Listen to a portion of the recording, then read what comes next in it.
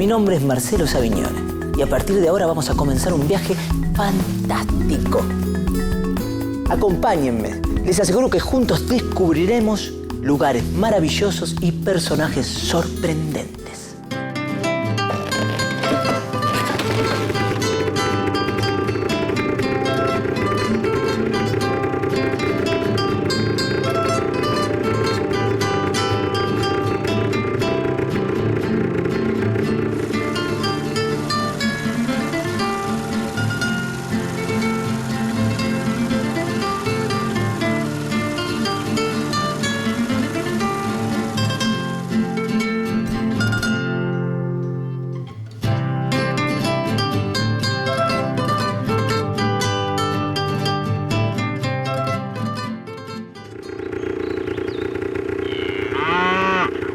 Hola, ¿cómo están? Hoy vamos a hablar de los mitos clásicos. Desde tiempos muy remotos, el ser humano buscó explicaciones acerca del origen del mundo. ¿De dónde venimos? ¿Cuál fue realmente el origen de todas las cosas que nos rodean? Distintos pueblos, para responder algunas de estas preguntas, crearon bellas historias llamadas mitos. ¡Opa! ¿Qué pasó? ¿Qué es esto? ¿Qué es? Tengo algo que te va a ayudar a ver las cosas de otro modo. Ver de otro modo. Con cada uno de estos objetos podés ver cómo veían el mundo las distintas civilizaciones. ¡Cuántos anteojos, antiparras! ¿Y por esto tanto suspenso? Bueno, suspenso. Próbatelo y vas a ver. Bueno. A ver. Chinos. ¡Opa! Chinos, ¿eh?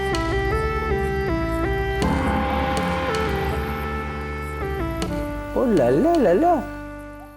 A ver. Mayas. ¿Mayas? ¡Opa!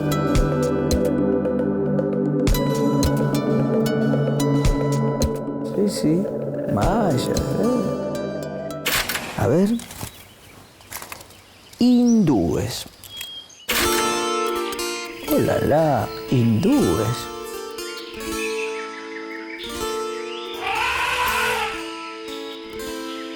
Hindúes, sí.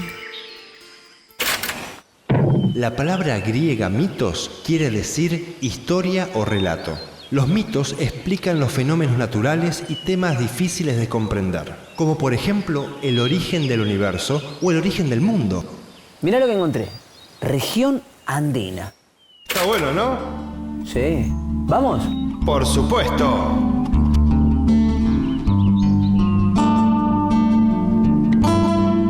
Un templo inca.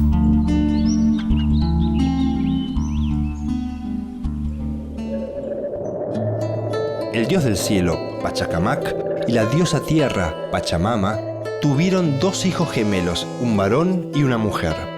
El dios Pachacamac murió ahogado en el mar. La diosa tierra quedó sola con sus hijos. Una noche llegaron a una cueva, habitada por un hombre semidesnudo llamado Huacón. En el fuego hervían unas papas en una olla de piedra. Huacón, dirigiéndose a los niños, les pidió que fuesen a traer agua, pero el cántaro que les dio estaba rajado, y por esa causa los niños tardaron en regresar a la cueva. Durante la ausencia de los hermanos, Huacón intentó seducir a Pachamama, y al no lograrlo, la mató. Al regresar los gemelos preguntaron por su madre, y Huacón les dijo que no tardaría en volver, pero los días pasaban sin que apareciera. Un día, Huaychau, el ave que anuncia la salida del sol, se compadeció de los niños y les contó la suerte de su madre. Les aconsejó que huyan. Los dos hermanos obedecieron y en su huida se encontraron con Añas, la zorra, que les ofreció refugio en su madriguera. Esa noche, la niña soñó como ella lanzaba su sombrero al aire y allí quedaba. Y lo mismo sucedía con su ropa. Al despertar, se lo contó a su hermano, y mientras intentaba entender el significado del sueño, vieron bajar del cielo una larga soga. Sorprendidos, decidieron trepar por la cuerda y ver a dónde les conducía. Subieron y subieron, y llegaron al cielo donde hallaron a Pachacamac, que se había apiadado de ellos por sus desventuras. reunidos con su padre, fueron convertidos el niño en el sol y la niña en la luna. En cuanto a Pachamama, quedó para siempre bajo la forma de un imponente cerro nevado llamado hasta el día de hoy La Viuda. Ah, ahora entiendo. Entonces Pachacamac premió a la Pachamama por su fidelidad con el don de hacer fértil la tierra. Claro, el dios del cielo envía las lluvias a través de la Pachamama y fertiliza las tierras y hace que broten las plantas. Entonces, el origen de este mito surge por la necesidad de mantener un equilibrio entre el hombre y la naturaleza. Por supuesto.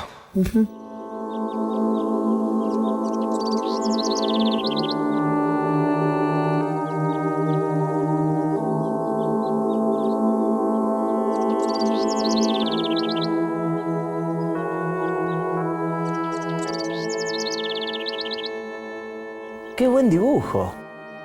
Sí, estoy dibujando algo sobre la Pachamama. La Pachamama. Pachamama es la divinidad incaica que desde el Perú hasta el norte argentino es protectora de las cosechas, de la reproducción de los animales, del normal desarrollo de las estaciones, las lluvias, todo lo que tiene que ver con la alimentación y el crecimiento de un pueblo. Completita la Pachamama. Sí, sí, sin ninguna duda. ¿Y por allá qué hay? Hay otras cosas muy interesantes. Bueno, aquí estamos junto al fuego, ¿no? El fuego que nos da calor y que en todas las civilizaciones tiene que ver precisamente con ese paso de la vida más primitiva a la vida más cultural, digamos, ¿no? Porque el fuego sirve para, bueno, por supuesto, para protegerte del frío, pero también sirve para cocinar los alimentos, para endurecer las cerámicas. Y luego, cuando empiezan los laboreos de metales, el fuego también sirve para fundir metales, para fabricar armas o instrumentos de labranza. Qué bueno, qué bueno. Claro, el fuego es como un regalo. Todas las civilizaciones lo vieron o como un regalo o como un robo hecho a los dioses, pero una transmisión de lo divino a lo humano, ¿no? Claro. Y tengo una pregunta. ¿Qué es el mito? Bueno, el mito es un pensamiento, una historia, una narración que tiene generalmente como personaje central un héroe o una transformación, pero el mito en cada civilización señala una manera esencial, una cuestión fundacional de esa civilización. Hace un rato hablábamos de la Pachamama, por ejemplo. Digamos, el pensamiento incaico está reflejado en ese mito. Los mitos de transformación que tenemos, por ejemplo, en la Argentina, personas transformadas en árboles, muchos en los cuentos de Horacio Quiroga aparecen, por ejemplo, animales que hablan o animales que fueron seres humanos, etc. Pero el pensamiento mítico se opone en la antigüedad al pensamiento racional, porque se pensaba que el mito, en rigor, no tiene una lógica interna. Apunta más bien a emociones, a cuestiones irracionales. Por ejemplo, Hércules, ese forzudo enorme que hizo tantos trabajos, 12 trabajos a lo largo de toda Europa, ¿no? Y que lo inmortalizaron los griegos, precisamente. Griego, dijiste griego. Yo tengo algo acá. Aguardame un segundito, Alfredo, que voy a buscar algo. Alfredo. Qué raro, ¿dónde se habrá metido? Bueno. ¿Cómo me decías, Alfredo? Y bueno, Hércules hizo 12 trabajos que están tomados en rigor como un castigo, pero que tienen la importancia de haberse realizado en distintas regiones de Europa. De modo que, por ejemplo, abrir el canal de Gibraltar en la zona oeste o capturar a Caco, el ladrón de vacas, en Italia. Bueno, uno podría ir viendo cómo esa figura es una especie de deidad unificadora.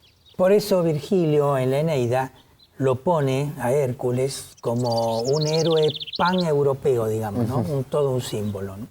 ¿Nos podés contar acerca de los dioses griegos?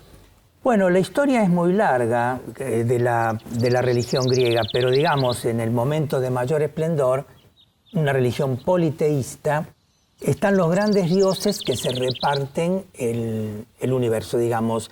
Zeus, dios del cielo y de la tierra sólida. Poseidón, del mar y de las aguas en general. Y Hades, el dios del infierno, pero no el infierno entendido como nosotros, sino el mundo subterráneo. Pero después estaban otros dioses, cada uno de los cuales tenía su particularidad. Por ejemplo, Apolo, que era el conductor de las musas y por eso protector de las artes, de alguna manera, ¿no? Diana, que es la representación de la luna, es la hermana de Apolo, es la patrona de los animales del bosque y es también la que protege a las mujeres que van a dar a luz.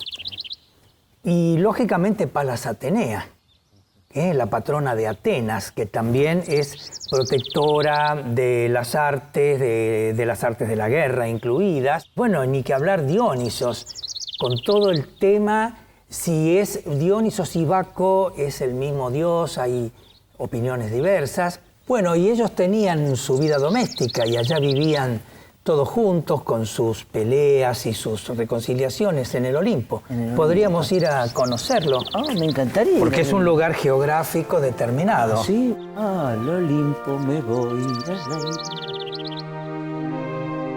Olimpo a 10 pasos. Allá vamos.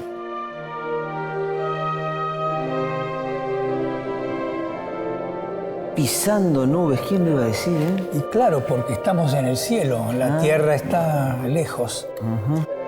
Y bueno, hablando de tierra, para explicar por qué la tierra renace cada vez que llega la primavera, los griegos acudían al mito de Perséfone. ¿Perséfone? Ahí la tiene. Perséfone es hija de Zeus y Deméter, diosa de la fertilidad y el trigo. Su tío Hades, hermano de Zeus, dios de los infiernos, se enamoró de ella. Un día la raptó y la llevó a los infiernos. Deméter inició largos y tristes viajes en busca de su adorada hija, durante los cuales la tierra se volvió estéril. Zeus ordenó a Hades que devolviera a Perséfone, pero la joven había sido encantada y no podía alejarse por mucho tiempo de los infiernos. Por eso Zeus buscó una solución.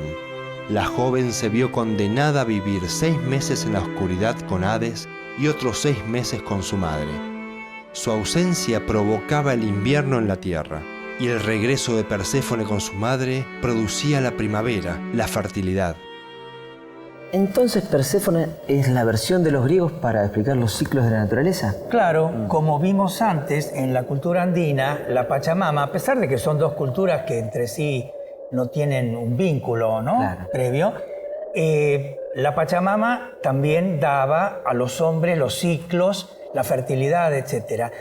En general, en todas las culturas, hay dioses que le dan cosas a los hombres y seres intermedios que le transmiten esa divinidad. Claro, por ejemplo, Prometeo. Claro, Prometeo, por ejemplo, le roba el fuego a los dioses para dárselo a los hombres. Pero claro, recibe un terrible castigo por eso. Claro. Ahí lo ves.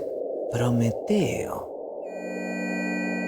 Zeus era el dios que mandaba al resto de los dioses. Tenía un carácter muy vengativo y sanguinario. Su palabra era la ley. Prometeo era primo de Zeus. Juntos lucharon contra los titanes. Estos eran la raza de dioses más primitiva y violenta. Cuando Zeus organizó el imperio de los dioses, decidió borrar de la faz de la tierra a los mortales. Prometeo trató de convencerlo para que los dejara en paz. Zeus aceptó, pero les quitó el fuego, lo que provocó que Prometeo se rebelara. Fue al Olimpo, robó un carbón encendido, lo escondió en el hueco de una caña y les devolvió el fuego a los mortales. Así Prometeo se convirtió en el protector de los hombres. Les enseñó matemática, medicina, navegación y astronomía. Les enseñó a usar el arado y los animales para trabajar la tierra, y también cómo construirse casas en lugar de habitar en cuevas oscuras. Prometeo hizo una cosa más. Encerró en una caja todos los males del mundo. le pidió a su hermano Epimeteo que cuidara de la caja. Zeus, en venganza, pidió a Hefesto que fabricara una hermosa mujer de barro. La llamó Pandora y se la envió a Epimeteo como regalo de los dioses. Epimeteo se enamoró locamente de Pandora y se casó con ella. Cierto día, llevada por la oscuridad, Pandora abrió la caja y todos los males se desparramaron por el mundo. Solo quedó, atrapada en los bordes de la caja, la esperanza. Luego Zeus castigó a Prometeo. Lo encadenó desnudo en las montañas del Cáucaso.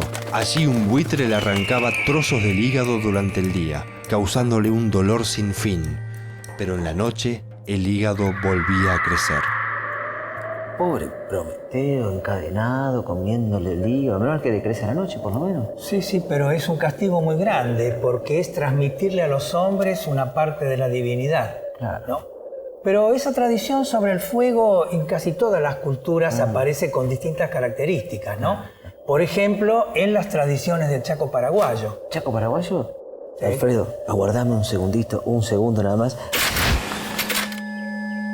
Ya, bueno, Alfredo, si estás por ahí, Chaco paraguayo. Yo tenía algo, acá me lo dejé preparado. El Chaco paraguayo. Chaco paraguayo. Esto me vienen, a ver. Alfredo. Bueno, como te seguía diciendo, el tema del fuego en las culturas tiene que ver con un aprendizaje de algo trascendente. En el caso del Chaco paraguayo, el fuego se vincula con la cocción de los alimentos. Sin embargo, también el fuego, como elemento negativo, es el que puede provenir de las tormentas, de los rayos, etc., que es el elemento que diferencia al mito del Chaco paraguayo con el mito griego. Pero podemos ir a verlo. Bueno, vamos. Alfredo, ¿por qué vamos así? Que se vuela el pájaro. En los comienzos del mundo, cuando todavía no se conocía el fuego, uno de los hombres de la tribu vio un gran pájaro. El ave sacaba caracoles de un pantano y los llevaba hasta un árbol. Cuando el pájaro se marchó, el hombre se acercó al lugar y vio unos palos dispuestos en círculo, cuyos extremos, de color rojo, brillaban y daban calor. Cerca de los palos estaban los caracoles que el pájaro había puesto a cocinar. El hombre los probó y los halló tan deliciosos que se prometió a sí mismo que ni él ni los suyos volverían a comer comida cruda. Entonces tomó unos cuantos palos y escapó corriendo. En la aldea todos se acercaron alrededor del fuego y se dieron cuenta que la madera lo alimentaba. El ave voló hacia el cielo, donde formó una tormenta eléctrica. Así causó grandes destrozos. Cuenta el mito que las tormentas eléctricas se deben a este pájaro, que envía a los hombres fuego desde el cielo. Así como Zeus decidió vengarse del hombre enviándoles la caja de Pandora, este pájaro se vengó del ladrón. Claro, porque pareciera que un don tan grande como el fuego no puede regalarse o robarse impunemente. Claro. Los dioses no quieren dar toda su divinidad, y mucho menos con un intermediario, como Prometeo, en el caso griego, y, bueno, en este caso el pájaro. ¿Qué tienen en común estas historias? Bueno, tienen en común el robo del fuego, es decir, el robo de un elemento que pertenece a la divinidad para entregárselo a los humanos. ¿Por qué eso consideras mitos? Primero porque los personajes de alguna manera son simbólicos o arquetípicos, y además porque tienen una idea fundacional y trascendente. ¿Qué quiere decir eso? Que es como explicar un principio de algo y de algo que luego tiene trascendencia. El hecho de que sean castigados también implica la idea de la justicia divina. Hay que distinguir lo que es un mito, por ejemplo, de lo que es una leyenda, porque el mito tiene elementos simbólicos, tiene una manifestación de una identidad del pueblo donde nace. Generalmente se busca el origen de algo, como puede ser del fuego, de la fundación, de la creación, etc. Y puede tener también un sentido trascendente de la presencia de ese pueblo. En cambio, la leyenda es una historia por ahí fantasiosa, por ahí poco creíble, pero que tiene, lo interesante es el argumento de la leyenda, cómo puede ser los cuentos infantiles. Supongamos Caperucita Roja, La Bella Durmiente, etcétera, que casi todas están ambientadas en el norte de Europa y demás. Ahora, hay situaciones muy complejas, como por ejemplo los cantos homéricos o la leyenda del rey Arturo, por poner un ejemplo de la literatura pagana y uno de la literatura cristiana. Claro. En Homero, el viaje de Ulises, por ejemplo, la Odisea, es una serie de aventuras en el mar Mediterráneo. Cada aventura a lo mejor puede ser, formar parte de una leyenda, pero el viaje como elemento transformador es el mito. O sea, Ulises es una figura mítica y su viaje, no importa por dónde. Lo demás puede ser leyenda. Y en el caso del rey Arturo, el elemento básico es la búsqueda del Santo Grial. Claro. Es decir, el vaso donde Jesucristo en la última cena consagró, digamos, el vino como su sangre. Bueno, alrededor de ese viaje se hacen cantidad enorme de situaciones vinculadas, que son pequeñas historias llenas de magos, de brujas, de, en fin, hechizos y demás, objetos, la espada, por ejemplo, de Arturo, o la corona de tal o el anillo del otro.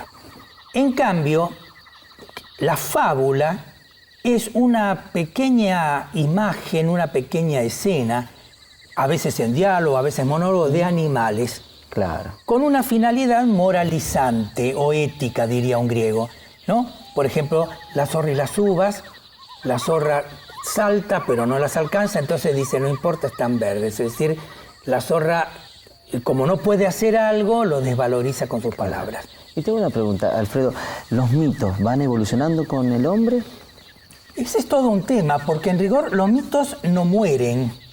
Lo que pasa es que se reescriben. Los mitos se resignifican, ¿no? Claro. Por ejemplo, un mito que podría ser el del león que perdonó a su víctima en el circo romano, por ejemplo, Andrócles y el león. Claro. Con lo cual se quiere mostrar la nobleza del león y la maldad de los humanos que daban carne humana a comer a estos animales. Se ha escrito, incluso aparece en una crónica de la Fundación de Buenos Aires, en un lugar donde no había leones. Claro. Aparece con un animal que podría ser un puma o algo así. Aparece en otras culturas con un lagarto, por ejemplo, pero el lagarto no es confiable, entonces no es bueno como el león. Es decir, se aprovechan esos elementos para que, esos son, bueno, cuentos folclóricos, claro, narraciones moralizantes, pero lo importante en ese caso es el resultado ético que se puede sacar. ¿Qué es el everismo?